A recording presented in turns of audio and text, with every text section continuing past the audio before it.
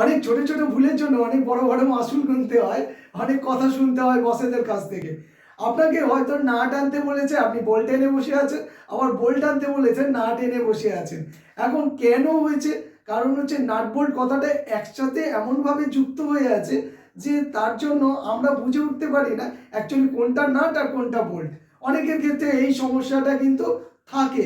যারা মানে ট্যালেন্টেড, যারা খুব এক্সপিরিয়েন্স লোক, তাদের বাদ দিচ্ছি, ঠিক আছে? যারা সহজ সরল জানেন না তাদের ক্ষেত্রে দেখুন। আচ্ছা, আমি নাট আর বোল্টটাকে লিখছি এনইউটি নাট, BOLT বোল্ট। আচ্ছা, এইখানে দুটো জিনিস ফলো করুন তো। এখানে 1 2 3 তিনটে লেটার আছে, আর এখানে 1টা 2টো 3টে 4টে লেটার আছে।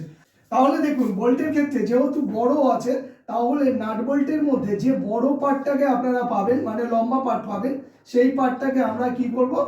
আমরা বলবো বোল্ট। আর যে ছোট পার্টটা পাবেন, অর্থাৎ যেটা এরকম গোল টাইপের, সেটাকে তাহলে কি বলবো? নাট বলবো, ঠিক আছে? তাহলে এটা এটা হলো নাট, এটা হচ্ছে বোল্ট।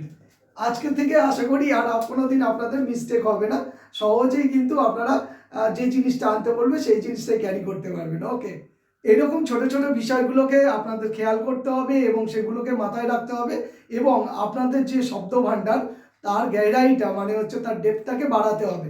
বাড়ালেই দেখবেন আস্তে আস্তে ইংরেজিটা আপনার কাছে অনেক সহজ বলে মনে হচ্ছে। ঠিক আছে, চলুন, ভিডিও ভালো লাগলে তাহলে অবশ্যই সাবস্ক্রাইব করে দেবেন, আর লাইক করতেও ভুলবেন না কিন্তু।